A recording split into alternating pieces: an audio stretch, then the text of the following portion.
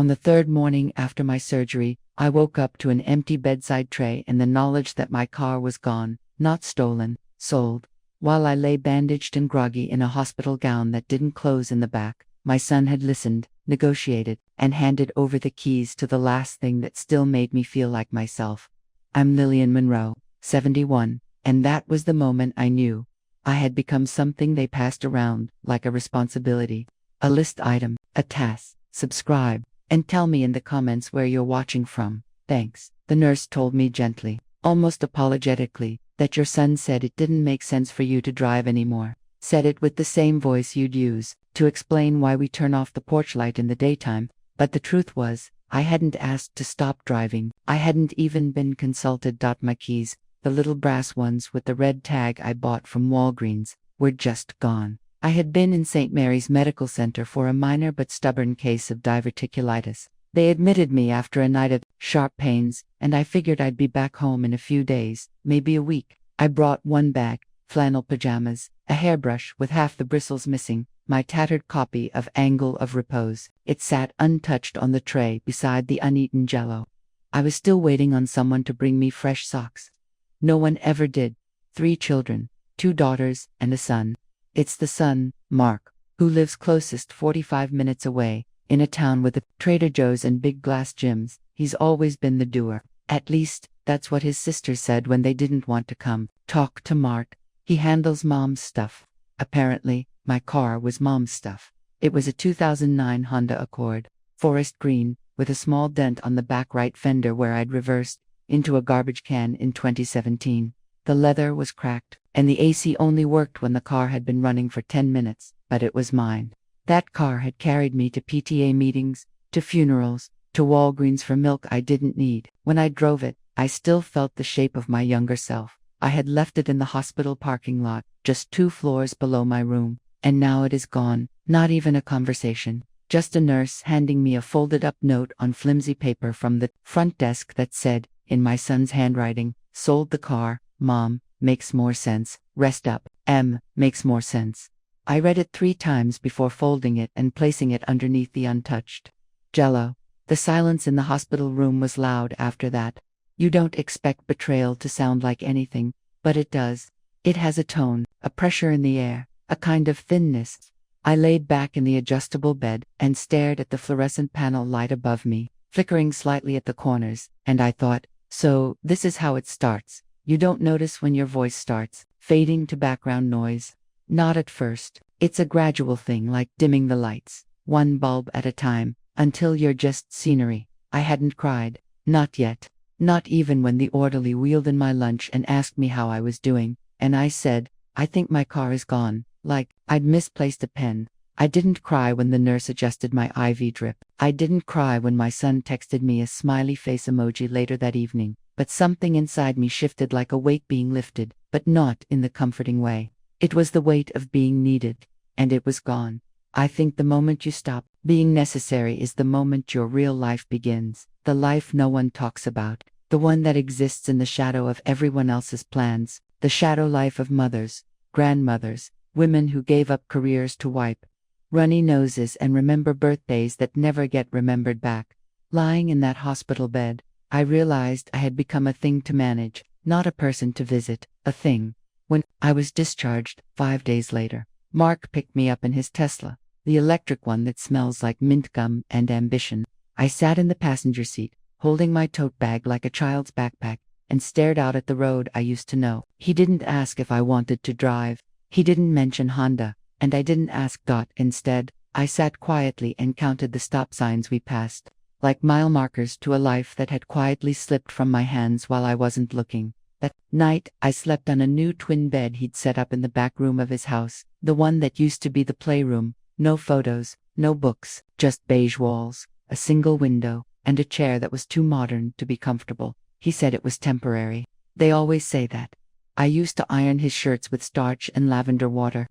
Mark liked them stiff at the collar, even when he was 15 and headed nowhere but the community center for basketball practice. I'd line them up on the ironing board, one by one, pressing out the creases of a day he hadn't even lived yet. I remember once, his youngest sister, Emily, asked me why I did so much for them. I must have been around 42 then, still had my red hair, still wore mascara, I told her, because I want you to feel ready, like someone already made space for you to grow. She didn't understand then, but I think maybe she does now. I was the kind of mother who always said yes, not because I was afraid of saying no, but because love, to me, always looked like effort. The homemade Halloween costumes, the birthday cakes with piped lettering that I stayed up to perfect, the after-school pickups even when I had a fever. My husband, Gary, would say I spoiled them. He wasn't wrong, but I was trying to give them a childhood that didn't feel like a transaction. I grew different coal dust on the windowsill, soup that stretched for 3 days. My own mother worked the laundromat 6 days a week and never once came to a parent-teacher night. Not out of cruelty, just survival. So when I had my children, I made a silent promise to be present even if it meant I disappeared from my own needs. When Mark got accepted to college Rutgers, class of 2003, we had just lost Gary to a heart episode in his sleep. The morning Mark opened the envelope, there were still papers from the funeral home on the kitchen table, but I smiled big. I clapped, I hugged him like it was the only thing that mattered. I let my grief fold into the corners of the room because I didn't want his joy to carry the weight of my sorrow. I took out a second mortgage to help cover his tuition, even though he never asked. He didn't know that I started cleaning houses in the mornings before my receptionist shift just to make it work. He didn't ask where the checks came from, and I didn't tell him, because that's what we do, isn't it? We make things appear, we carry the invisible cost. And the girls, oh, the girls were gentler in some ways. Emily and Sarah, they needed less in the physical sense, but more in the emotional spaces. I learned to braid hair in the dark, to read through the lines of silence, to sit in the hallway outside closed bedroom doors during middle school heartbreaks. I listened even when no one was talking. When Emily had her appendix out in the 9th grade, I stayed up 4 nights in a row at the hospital, sleeping in that hard orange chair that made my hips ache for a week. When Sarah got her first job offer in Chicago and cried because she didn't want to leave me alone, I packed her boxers myself and told her, "You go, I'm right here." I never told them how many Christmases I spent alone once they all left. I just kept sending the group text about the ham and the cider, hoping someone's schedule would line up. When no one could come, I'd leave the porch light on anyway, just in case. There was a Thanksgiving, I think it was 2015, where I made the whole dinner, even though no one was coming. Habit, I suppose. The turkey, the stuffing with the cranberries they liked, the sweet potatoes with the marshmallows just slightly burnt. I sat down at that long oak table and served myself a plate like I wasn't the only one there. I even poured wine into 3 extra glasses, lined them up like place settings of memory. I didn't cry. I just ate slowly, like each bite was part of a ritual I couldn't let die. It's funny how we keep doing things long after they stop making sense. I kept paying for Emily's health insurance after she turned 26 and had her own. I sent gas cards to Mark during the recession even though he had a 6-figure job. I crocheted baby blankets for Sarah's friends, even when I wasn't invited to the showers. The math never worked out in my favor, but I kept the books balanced with hope. Hope that love given would find its way back. Hope that kindness was its own kind of investment. And I never asked them to notice. Not really. But a thank you now and then might have softened the ache. A visit that wasn't rushed. A phone call that wasn't clipped. I would have traded all the birthday flowers they sent late for a single moment where one of them looked at me like I was still central, still solid, not just a picture frame hanging in a hallway they passed through on holidays. What I did for them was not heroic. It was human, and I don't regret it. But I see now how much of myself I gave away without keeping even a small piece in reserve, like sand through open fingers, always for building their castles, never for holding my own ground. People think motherhood is this sacred, untouchable role, but really, it's a long act of vanishing. You become the backdrop to their dreams, the scaffolding to their stories. You're always there until you're not, and when you stop being needed, when the requests slow down and the questions disappear, there's no exit interview, no closure, just silence, an unfamiliar quiet that rings loud in the bones. I didn't notice when they stopped asking how I was sleeping, or what I'd eaten, or if I was happy. Maybe they never asked to begin with, and I just filled in the blanks with my own answers. Maybe I gave them so much room to grow that I forgot to leave a space for myself. I remember once, I got a cold, nothing serious, but enough to put me in bed for 3 days. No one called, no one noticed. The world kept spinning around them, and I realized I had become the invisible gravity holding it all together, without ever being seen. There's something sacred in sacrifice, but there's something dangerous in not knowing when to stop. They never saw the tired in my eyes, the bills I paid in silence, the dinners I reheated alone. They saw the open arms, the full fridge, the steady voice, and I let them. I made it easy. I covered the cracks. Until one day, the cracks became canyons, and they just walked over them without looking down. I think that's how love fades, not with cruelty, but with ease. With the comfort of knowing someone will always be there until they're not. And in the hospital, with my car gone and my name folded up like a receipt in my son's hand, I felt it all collapse into one moment. Not the loss of a vehicle, but the confirmation that I had slowly disappeared from the center of their lives and landed somewhere on the outer edge, where decisions were made for me, not with me. They would say they love me. Of course, they always say that, but love without listening isn't love. And I had listened for a lifetime now. I was starting to hear myself. There wasn't one moment where everything cracked. No dramatic shouting match, no slammed doors, no betrayal painted in neon. What happened to me came softly, like dusk creeping in early on a winter afternoon. You don't notice it at first, that fading light, you just blink, and the room feels colder. After I moved into Mark's house, or more truthfully, into that beige back room with the single window, the days became slow in a way that didn't feel peaceful. They were long but hollow. I heard life happening just beyond the door, the thud of sneakers on hardwood, the kettle whistling in the morning, the laughter of his daughter through the vents, but none of it reached me. Mark's wife, Jenna, kept her distance. She wasn't cruel, just precise, polite in the way a receptionist might be. I became something she folded into the weekly grocery list. Almond milk for Chloe, chicken breasts for dinner, gluten-free cereal for Mom. I used to be Mom. Now I was Mom in quotes. No one ever said I couldn't use the living room, but somehow, I knew. My presence there felt like clutter. I learned quickly to stay in my room during the weekday bustle, to walk gently when getting water from the kitchen, and to keep my TV low. The remote had a volume limiter anyway, Mark said it was, so I wouldn't accidentally blast it. I smiled and nodded, but the truth landed deeper. I stopped wearing my nice sweaters, the maroon one with the buttons shaped like seashells, the blue cashmere Gary gave me on our 25th anniversary. I used to wear lipstick, even just to read. But after a while, it felt like I was dressing up for ghosts, so I stopped. Every Tuesday, Jenna would put my laundry outside my door in a neatly folded pile. Not a word, not a note, just a signal, like the way you'd return a borrowed item to a neighbor you don't want to talk to. They set up a phone for me, a separate cell, just to make things easier, Mark said, but I noticed none of my old contacts were imported, not even my sister, Marianne. It was like they'd created a whole new version of me, compact, compliant, and clean. I wanted to say something, to ask for my old phone back, but I didn't want to be a problem. You learn not to be a problem. It's the first rule of aging. I think, especially when you're living under someone else's roof. They brought me to dinners, sure, holidays, family outings, but I could feel that slight edge of obligation. I'd get the "you okay back there?" in the car, the nod to make sure I was keeping up in the museum, the careful small talk at the table, while the real conversation happened over my shoulder. Chloe, my granddaughter, was sweet but distracted. She was 13, all screen and earbuds. She used to send me drawings in the mail when she was little ponies, stars, hearts with "I love Grandma" written in looping pink ink. I kept every one of them. But now, she rarely looked up from her phone when I entered the room. One Sunday, I made pancakes. From scratch, the way I used to when the kids were small.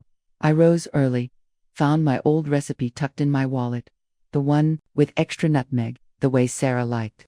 I set the table, warmed the syrup, and sliced strawberries. When they came downstairs, they barely glanced at it. Mark said they had plans. Jenna made eggs for herself. Chloe asked if there were vegan options. No one touched a single pancake. They were gone in 10 minutes, and I sat at the table alone, the smell of cinnamon and rejection hanging in the air like perfume that wouldn't wash off. Scraped the pancakes into the trash slowly, one by one, like folding up little notes. No one wanted to read. After that, I stopped cooking. Then came the small things, like not being told about the new alarm code after they had it changed. The dentist appointment Mark swore he told me about, but didn't. The weekend away they took without saying anything, leaving me alone with a fridge full of labeled containers and no warning. Once, I tripped in the hallway. Nothing serious, just a stumble, a bruised hip. I called out. No one heard. I sat on the floor for 20 minutes before pulling myself up using the edge of the console table. When I mentioned it to Mark later, he frowned and said, "You really need to be more careful, Mom." Not, "Are you okay?" Not, "I'm sorry." Just be more careful. I didn't tell anyone when I started having nightmares. They weren't dramatic, just long, winding dreams of being in places where no one could see me.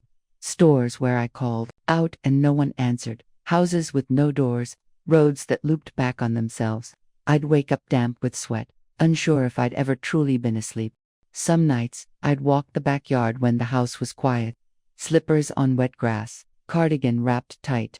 I'd stand under the moon and whisper into the dark. Not prayers, just little pieces of my old life, like breadcrumbs.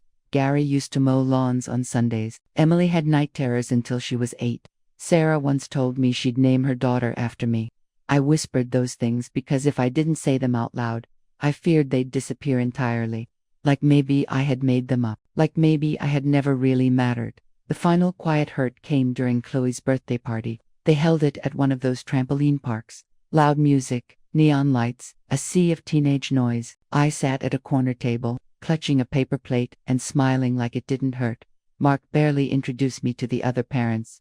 Jenna passed out the cupcakes without handing me one.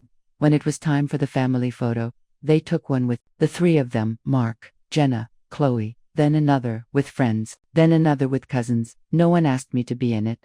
I stood behind the camera, pretending to fix my sweater, pretending not to notice. Later, on the car ride home, Chloe said, "Oh, I forgot we didn't get one with Grandma."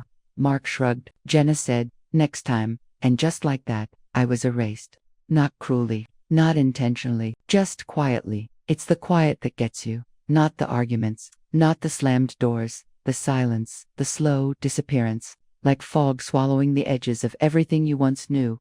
You start to wonder if you were ever real, if the woman who sang lullabies, who paid tuition, who learned TikTok dances just to stay relevant, if she ever existed outside your own memory. They didn't mean to hurt me, I believe that, but love without attention is just a ghost. And I was tired of haunting people who still walked the earth with warm hands and busy lives. So I started writing things down. On little cards, on scraps of paper, in the margins of magazines, not because I thought anyone would read them, but because I wanted proof. Proof that I had lived, that I had seen and loved and carried and wept, and laughed and bled and mattered, even if it was only to myself. It happened on a Tuesday, the kind of overcast, indifferent Tuesday that doesn't announce itself with drama, just a stack of unopened mail, the faint smell of lemon cleaner from Jenna's mop bucket, and the distant hum of lawnmowers down the street. I had just finished watering the geraniums in the clay pot by the back door, the only thing in that house that still felt like it was mine. That envelope came tucked inside a pile of utility bills and coupon flyers, pale blue, addressed to me in formal print, with the name of a financial firm I didn't recognize. I wasn't expecting anything. I rarely did anymore. But the return address made my stomach flicker. It was from Oak Ridge Title Services. That was the firm I had used 12 years ago when I refinanced the house after Gary died. My house. The one I had moved into with Gary in 1981. The one with the slanted porch steps. The kitchen I'd painted 3 times. The tree in the front yard where Mark once split his chin climbing too high. The house where I buried my first dog in the backyard and baked wedding cakes for all 3 of my children. That house had been mine longer than I'd been anything else. My hands trembled slightly as I opened the letter. It was one of those cold documents with blocks of text and bold lines and too much space between the sentences, as if trying to cushion the blow.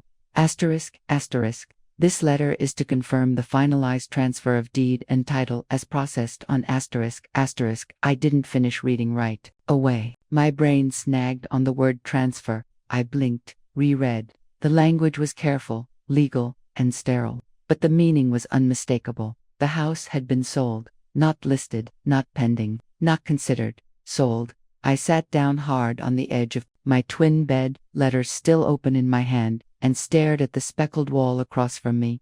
My first thought wasn't even anger, it was disbelief, like someone had told me gravity had been cancelled. My second thought was something colder. Did they think I wouldn't find out? I went back and reread the document, this time slowly, line by line. The transfer had occurred 4 weeks earlier. It listed a buyer, a closing date, and 2 familiar names, Mark Carson and Lillian Monroe Carson, signed at the bottom in black ink. Except I had never signed a thing, not a paper, not a form, not a dotted line. I held the letter like it might catch fire. My heart didn't race, it just sank, like a stone dropped into something deep and quiet, a forged signature.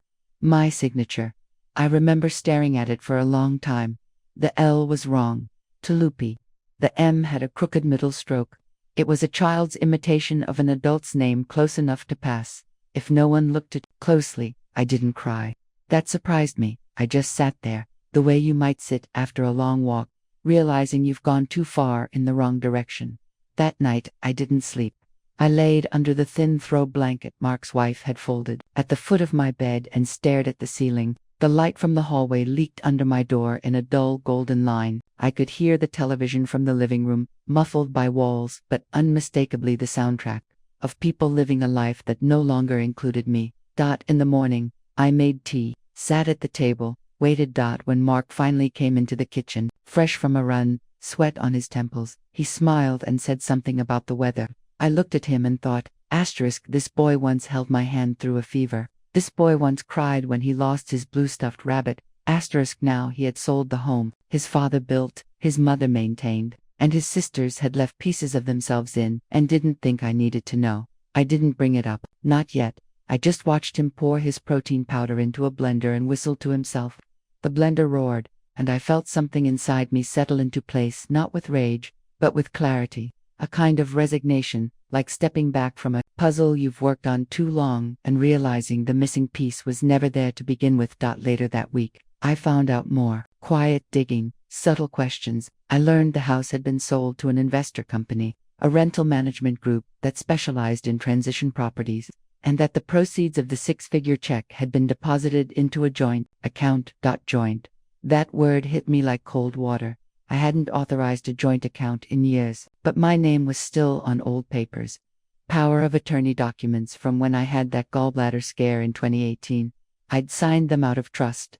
Simplicity, just in case. I'd said, because that's what people say when they don't expect betrayal. And Mark had used it. He'd turned just in case into now that you're inconvenient. He hadn't told Sarah or Emily. I checked, they were shocked, horrified even. But not enough to step in. Not enough to make it right. Their voices, once strong and full of fire, dulled to concern and apologies, and we'll talk to him. But nothing happened, because that's what people do when they want to stay comfortable. They distance themselves from the discomfort of your truth. I started going through what little I had brought with me. Jewelry, letters, a few framed photographs. I held each item and asked myself, what have I been holding on to and for whom? There was no confrontation. No scene. Mark never knew I found out. Not then. I smiled when I had to. I ate dinner with them like nothing had changed. But inside, a wall went up. Not out of vengeance, but out of preservation. A fortress built not with stone, but with silence. The final line had been crossed. Not just the forgery, not just the financial theft, but the assumption is arrogance that I wouldn't notice, that I wouldn't matter, that my name was no longer something sacred, but something to be wielded like a pen or a passcode. It was the ultimate erasure, written in ink and signed with my stolen hand. And that's when I knew, they didn't see me as a person anymore. They saw me as property. I spent that night in stillness, sitting on the edge of the bed, watching the moonlight pool on the hardwood floor. I thought of Gary, what he would have said, what he would have done. He had once told me, back in 1983, when I was worried about losing the house during a layoff, Lillian, if you built it once, you can build it again. That night, I decided I would. After I found out what Mark had done, what he signed, what he stole, I didn't shout. I didn't confront him in the kitchen or demand an apology. I didn't tell his sisters right away, either. I just went quiet. It wasn't the kind of silence that begs to be broken. It was the other kind that grows thick inside a person like moss, covering everything. You don't notice it at first. You just stop offering your opinion. You stop asking if they need anything. You start moving slower, more deliberately, as though you're stepping away from a ledge and back toward yourself. I became a ghost in that house, but not the kind they had made me into. This was different.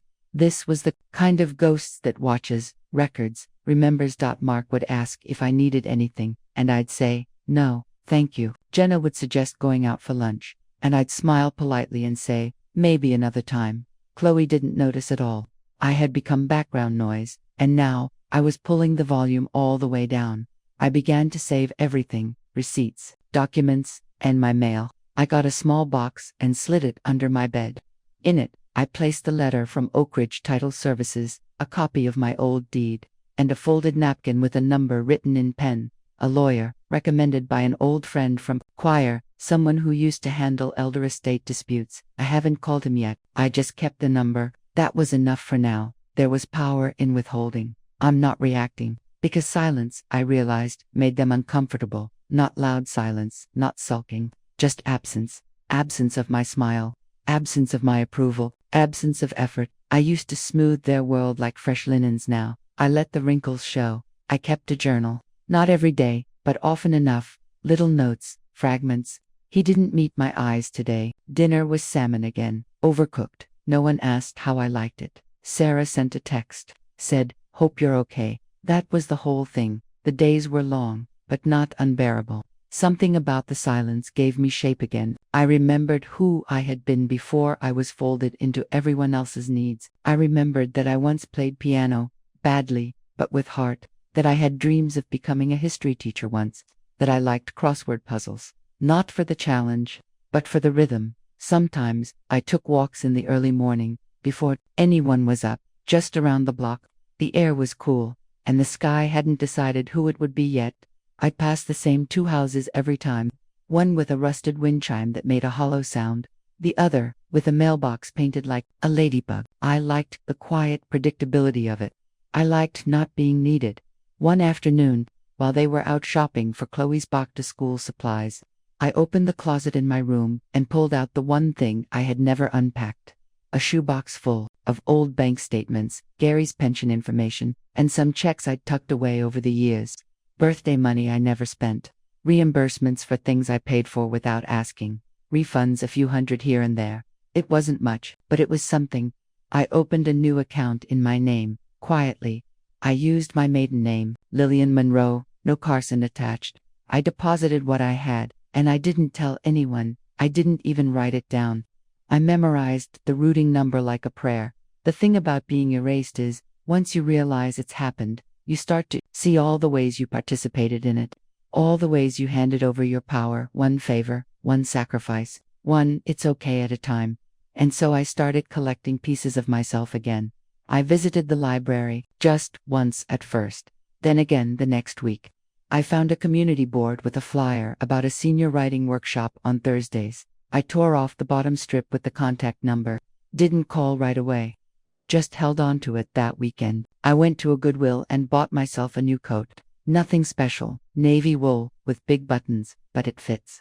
And I paid for it with cash from my new account. It was the first thing I'd bought for myself in over a year that didn't involve vitamins or orthopedic socks. Mark didn't notice the coat or the silence, but Jenna did. She started hovering more, asking if I was okay.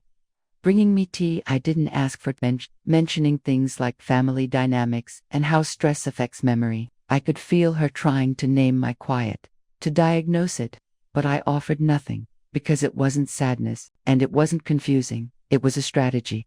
The week after I did call the lawyer. His name was Peter Lang. Soft voice, no nonsense tone. He'd handled cases like mine before. He said calmly that yes, if I had proof the signature was forged, I had options. He didn't promise justice, but he offered clarity, and that was enough. I didn't file anything yet. Not then, but I asked questions. I gathered papers. I requested old records. I spoke to Sarah and Emily, carefully. I asked them if they remembered me ever signing anything with Mark, if they recalled me giving him permission to act on my behalf regarding the house. They didn't. They said no. Sarah cried. Emily went silent. I let them sit with it. Silence became my new voice. I no longer filled every space with apology. I no longer asked how I could help. I no longer smiled to keep the peace.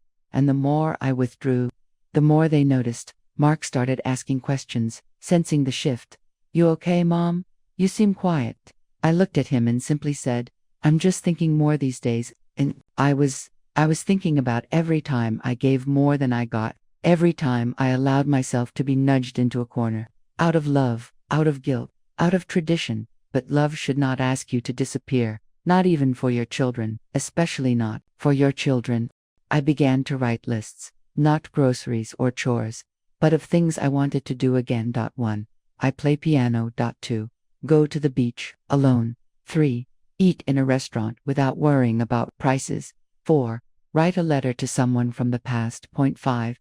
Visit the house one last time, the one that used to be mine. I didn't know when or how yet, but I was moving, not loudly, not fast. But with purpose. And I knew this much: they would not see it coming. It was a Thursday morning when I first allowed myself to step out of their orbit completely. Jenna was out running errands, Mark at work, Chloe at school. The house, quiet as always, held that stale hush of a space that was only ever temporarily mine. I had made the bed, folded my nightgown, and placed it in the drawer. Nothing unusual, but when I looked at myself in the small mirror hung on the closet door, the one I rarely glanced into, I saw something different. My hair was pinned neatly, the navy coat buttoned just so. I looked composed, yes, but also ready. Not for an errand, not for an appointment, for something else. I took my purse, my new keys, not to their house, but to a small storage unit I'd rented quietly with the lawyer's help, and stepped outside without telling a soul. The air was cool, crisp with the final weeks of autumn, the kind of morning that always made me miss Gary most. We used to sit on the porch with coffee, watching the fog lift off the grass like steam from soup. I remembered those mornings now without ache, just with clarity. He would have seen this coming. Maybe not the specifics, not the forged signature or the quiet betrayals, but he always knew I had a tendency to love past the point of wisdom. I just trust too easily. I had told him once, after a friend borrowed money and vanished. He had kissed the back of my hand and said, "No, Lillian, you just forget that people aren't always as kind as you." I was remembering now. My first real move was simple.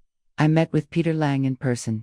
His office was tucked above a bakery, the kind that smelled like cinnamon and old sugar. He wore a beige suit and had the kind of calm that came from years of witnessing the small, quiet injustices families commit against one another. He didn't pity me. That's why I trusted him. We talked through options, legal steps, financial reversals, how the forged signature, paired with a history of mental competence and documented records, made for a stronger case than most. He laid it all out gently, not just what I could do, but what I should prepare for, the resistance, the excuses, the guilt they might try to hand me like a gift wrapped in tears. I listened. I took notes. I didn't flinch. Because the thing about being broken slowly over time is that when the final crack comes, you're already standing in the rubble. And after a while, it feels like freedom. I didn't confront them that week, or the next. Instead, I began moving like someone who owned her time again. I returned to the library and joined that senior writing class, just once a week, a small room, with mismatched chairs and a teacher named Nadine who had a laugh like wind chimes. I wrote about little things such as memories of rain on a tin roof, the smell of Sarah's baby shampoo, and the first time I saw the ocean. My stories weren't brilliant, but they were mine, and when I read them aloud, the other women nodded with the kind of understanding that made my chest loosen. At home, I cooked for myself again. Not big meals, just little things I liked. Oatmeal with brown sugar, sautéed spinach with lemon, a square of dark chocolate after lunch. I ate alone at first, then sometimes at the park, where the breeze gave me company and the trees didn't ask questions. Then, one day, I did something bold. Something that felt almost dangerous in its intimacy. I visited the house. My house.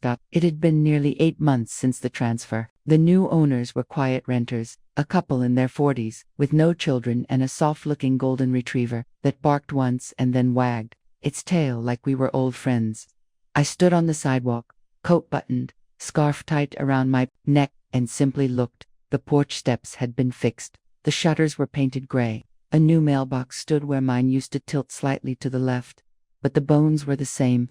The tree where Mark fell was still there. The kitchen window still caught the late afternoon sun just right. I didn't cry. I didn't knock.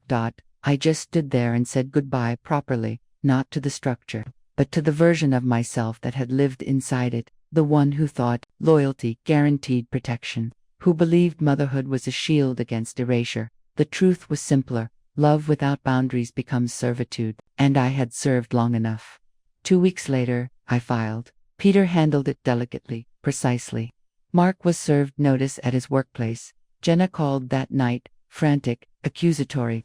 She left a voicemail that began with disbelief and ended with a shaky, "How could you do this to your own son?" I listened once, then deleted it. Mark showed up the next day, knocked hard, asked to talk. I met him at the door, didn't invite him in. I stepped outside instead, coat on, bag in hand. He said a lot of things, about misunderstanding, about intentions, about how he thought he was helping. His face shifted between anger and confusion, like a man flicking through channels, searching for the right performance. He called me mom so many times it lost meaning. I let him finish. Then I said, "You sold what didn't belong to you, and you knew it."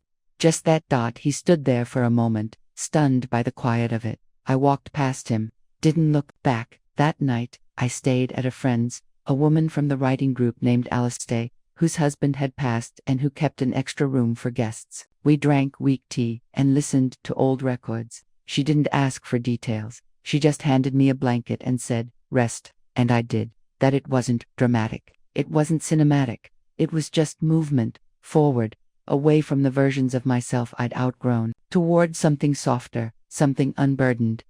In the weeks that followed, things shifted. The case moved forward. Peter informed me that Mark had hired a lawyer, that there was resistance, but also that my documentation, my records, my consistent journal entries, and my mental competency evaluations were strong, stronger than their denials. I didn't feel vindicated. I felt clean, like a window opened after too many seasons shut. I began walking more, writing more. I met a woman named Ruth at the park who liked chess and didn't care that I barely knew the rules. We played anyway, using bottle caps when pieces went missing. I liked the rhythm of it, not knowing what would come next. I even played piano again, badly, stiff fingers, sloppy timing, but the sound filled the room like breath, like proof. I hadn't vanished. I'd only been sleeping, and now I was moving, not away from them, but toward myself. I don't think they noticed it at first. Not just my body gone from their house, but my presence. That invisible work I used to do, the quiet glue holding everything together without asking for thanks. At first, I imagined Jenna found the laundry still folded on the guest bed, the bathroom clean, the plants on the windowsill watered one last time. I hadn't left in a rush. I packed what little I had and left nothing in their care. I didn't want them to say I'd left a mess, but mess has many shapes, and mine would show up in their lives slowly, like a missing screw you don't notice, until the cabinet falls. They'd grown used to me smoothing the edges of their days. I'd refill the tea canister, replace the paper towels without a word, clip grocery coupons and leave them near her purse. When the silence arrived, I imagine it left things jagged. Jenna stopped calling after the voicemail. Sarah and Emily were more delicate. Their calls came with careful pacing, soft voices, and guilt tucked into every syllable. Sarah said, "I just didn't know it had gone so far." Emily said, "I thought he was taking care of you, but I wasn't looking for apologies. I didn't need them to mend something they never protected. I just listened, let them say what they needed to say. Then I told them gently, 'You don't need to pick a side.' But I've already picked mine." I think that stunned them more than anything else. Not the lawsuit, not the absence, but the clarity. For years I had been the mother who smoothed things over, kept everyone connected, remembered birthdays, arranged reunions, reminded Mark to call his sisters, reminded the girls to check on each other. When I stepped back, so did their cohesion. I watched it from afar, not with satisfaction, not with spite, but with a certain kind of awe. Like watching a plant you've watered every day begin to wilt once you finally walk away. They forgot how much I made things easier. Mark's birthday is in April. No one arranged the call. No group text. I didn't send a card. It was the first time since he was born that I let the day pass without recognition. And when Sarah called me the next morning, sheepish, to ask if I'd forgotten, I simply said, "No, I remembered. I just didn't reach out." That silence echoed back through the line in a way that made me certain she would never ask again. I heard from a neighbor, weeks later, that Chloe had quit her dance lessons. I never asked why. I imagine it had something to do with the schedule I used to manage, the rides I used to give, the gentle pep talks I used to offer when she felt like she wasn't good enough. I used to sit in the front row of her recitals, clutching the little camcorder and mouthing every routine under my breath. I was her anchor, even when she didn't realize it. And anchors don't leave a mark until they're gone. I wasn't trying to hurt them. That's the part people misunderstand. I was trying to survive. They had built a home around the idea that I would always be there, smiling, flexible, willing. They didn't understand that love doesn't guarantee permanence, that even mothers can leave. I started receiving notes, small things. Jenna sent a letter through Sarah, apologizing, not for what happened, not directly, but for how things ended. She said, Chloe missed me, that the house felt different without me, that they weren't managing as well as they used to. I read it once, then placed it in a drawer with the rest, because truthfully, I missed Chloe too. And the house, even with all its silences, had been my final stage of giving, but I couldn't go back. You don't reopen a door once you've watched it close behind you, not when the lock was turned by someone else's hand. What they lost without me wasn't loud. It didn't scream, it whispered, a lack of grace in their routines, a coldness in their celebrations, forgotten anniversaries, missed school events, the fridge not as full, the house not as warm. At first I think they assumed I'd come back, that I just needed time, but time can be generous, or it can be exacting, and mine had become my own again. Heard through Sarah that Mark had tried to reverse the deed, to reclaim something from the sale, but the legal web he'd woven had tangled him instead. The new owners weren't interested in negotiating. The company had flipped the property, renovated it, sold it again. He had lost not only the house, but the illusion of control. And still, I didn't call him, because there are lessons only silence can teach. I moved into a small rental on the edge of town. Nothing grand, just a quiet space with sunlight in the mornings and a tiny porch that fits one chair and 2 pots of lavender. The landlord was kind, didn't ask questions, accepted checks with my name, just mine, and nothing else attached. I made friends slowly. Alice from the writing group came by often. We'd sit on the porch, playing cards, talking about small things like recipes, or old movies, or the price of oranges these days. No one asked me to explain the past.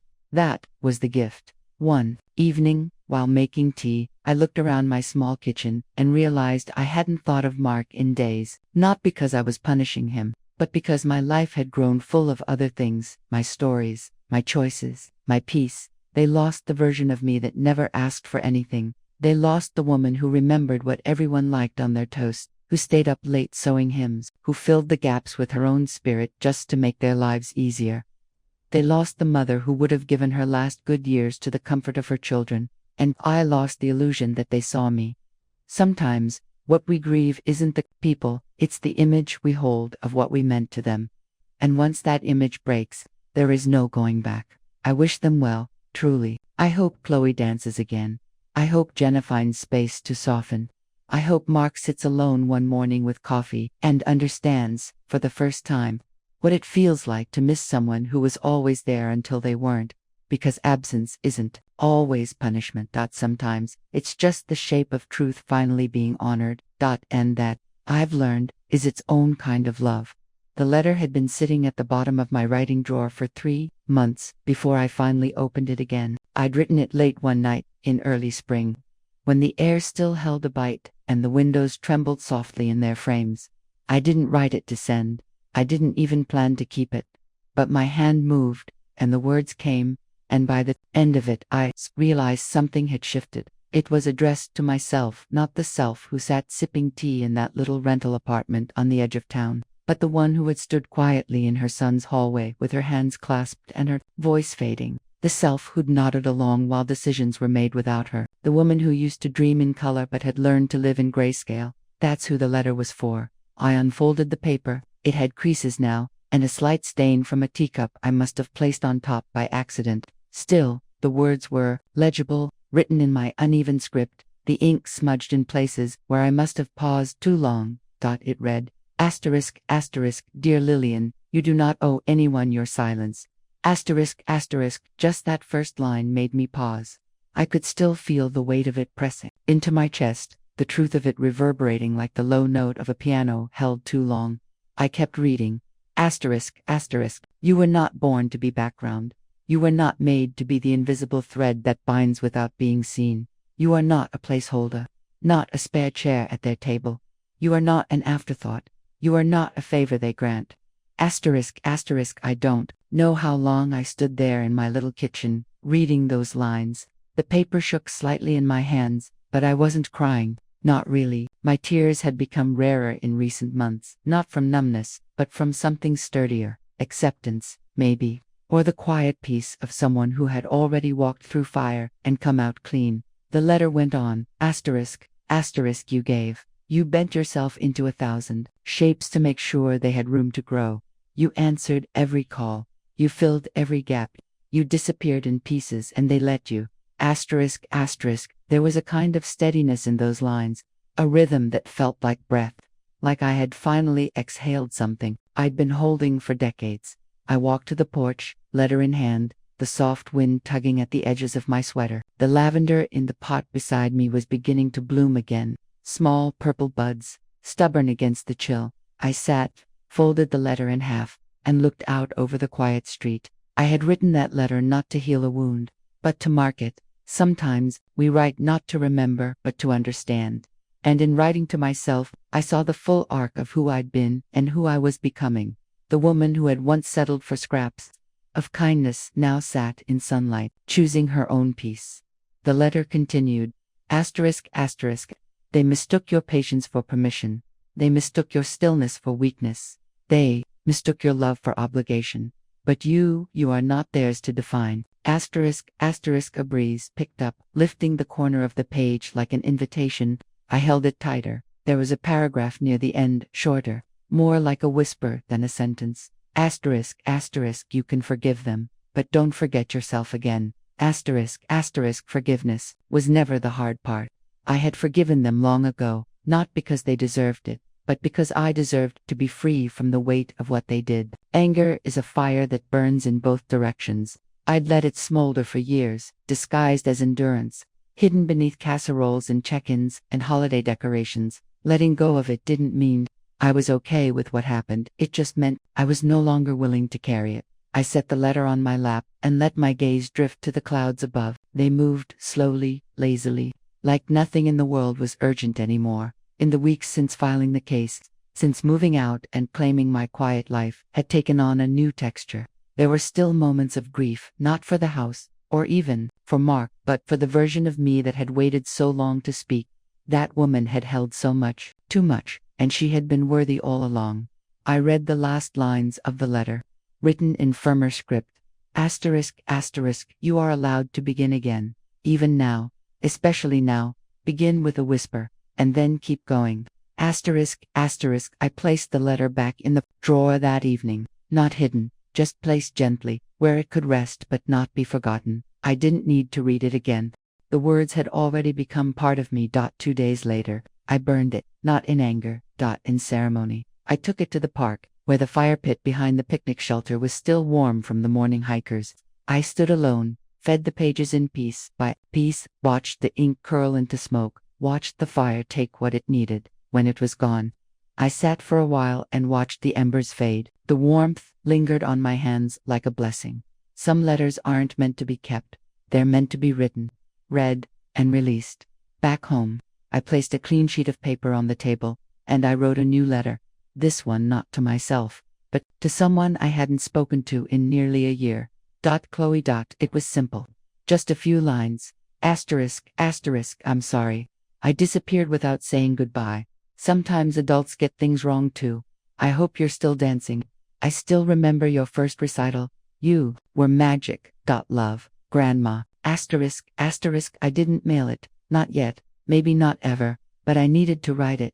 Because love, when it's real, doesn't vanish. It reshapes. And healing isn't about pretending nothing happened. It's about knowing what did and choosing peace anyway. That letter didn't change them, but it changed me. Because I finally told the truth, not to them, but to myself.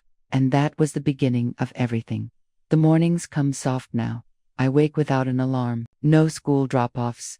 No errands for anyone else. No sounds of doors slamming or coffee makers grinding before sunrise. Just the hush of daylight easing through the curtains. warming the hardwood floor beneath my toes as I sit up and stretch. It's a quiet life, but it's mine. I start each day the same way. A pot of tea, loose leaf if I have the energy, bagged if I don't. I sit at the small kitchen table with the chipped blue edge and look out the window toward the magnolia tree across the street. It's in bloom now, bright and stubborn and full of its own story. I imagine it's been through winters much harsher than mine, that the silence that used to ache now wraps around me like an old quilt. I don't reach for my phone the way I used to. I don't wait for messages that never come. I no longer count the days between calls or invent reasons to stay relevant in lives that have long moved on. I don't need relevance. I need the truth. And the truth is, I am still here, still becoming, still valuable, even if the world doesn't remind me of it. Some days, I walk the lake trail just past the bakery. There's a bench there with my name scratched faintly into the underside, not by me, but by Gary. Back in 1985, when we used to bring the kids here for weekend picnics, he carved it with his keys while I chased Emily around with the juice box. I found it again by accident a few weeks ago, ran my fingers across the rough curve of the L and whispered, I remember. That's what life is now, a collection of small moments that feel like remembering.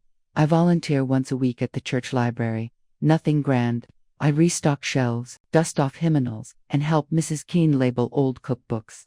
She talks too much and always smells like violets. But I like her. She tells me stories about her son who lives across the country and rarely calls. We don't speak of our disappointments, not directly. We just nod a little too long when the other shares something tender. There's a kind of sacredness in unspoken understanding. Alice still visits. We sit on my porch with lemon cookies and play cards on Tuesdays. She cheats sometimes, badly. I let her. We've both earned the right to win something small. The legal case with Mark settled months ago, quietly, without drama. His lawyer reached out with terms of partial restitution, no admission of wrongdoing. I accepted, not because I forgave the theft, but because I no longer needed the fight. Some battles aren't meant to be won. Just finished. He hasn't spoken to me since. Not a word. I'm okay with that. Sarah and Emily call now and then. They check in. They send photos of birthday cakes and little updates, a promotion, a new dog, a weekend trip. I replied kindly, gently, but without the urgency I once carried. I no longer treat every interaction like a chance to prove I still matter. I don't need to. Chloe sent me a letter. Not long, just a few sentences. Her handwriting has changed, taller, more slanted. She said she remembered the lavender I used to keep by the kitchen sink, that she passed a field of it on a class trip, and thought of me. She hoped I was well, that was all, and it was enough. I didn't write back, not yet, but I placed her note inside my writing desk, between the pages of my journal, where all my truths now live. It's funny, after a lifetime of noise, school bells, car, engines, voices, asking, needing, expecting, the quiet scared me at first. I thought it meant I was no longer alive in the world. But I see now, I was simply no longer being used by it. I spend hours reading not just novels, but essays, history, science. I like learning again. I like remembering that I am more than a caretaker, more than a mother, more than a cautionary tale. I am a person with a mind, with hunger, with the capacity to grow. I take long baths. I oil my cuticles. I sit on the floor with a jigsaw puzzle and forget to check the time. I journal without hoping anyone will read it.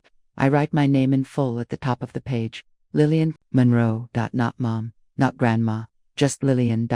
I plant things now. Tomatoes, mostly. A few herbs. I've never had much of a green thumb, but I've learned to pay attention, to notice how the basil leans toward the light, how the soil dries faster near the window, how everything blooms in its own rhythm. It's helped me understand myself.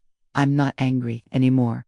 Not at Mark, not the girls, not even at the slow erasure that took years to notice. I'm not angry. I'm aware, and with awareness comes a kind of peace that doesn't require an audience. No one applauds when you reclaim your life. No one throws confetti when you learn how to be still, but the reward is quieter, deeper. It's in how you breathe at night, how your shoulders drop without realizing, how your dreams return in soft colors. The world feels different now. Not brighter, not louder, just clearer. There's an ache that never fully leaves, like phantom pain from something you no longer have. A hand held too long, a door shut too softly. But even that ache has its place. It reminds me that I loved deeply, that I gave freely. And now, I am free. Sometimes people ask if I'm lonely, if I miss being part of a bigger story. I tell them this: I am still a story. I am the chapter that got rewritten. I am the part you don't see coming, and I am still going, still writing, still becoming. I walk my path alone now, but not in isolation. I pass others on their own quiet roads, women with tired eyes and soft hands, men who hum to themselves in grocery aisles, teenagers with too many thoughts to speak. We are all carrying something, but for the first time, what I carry is mine, and it is enough. Not everything has to be reclaimed. Not every wound needs to be shown. Some victories are small, private, sacred. I wasn't angry. I was finally empty, and that was beautiful.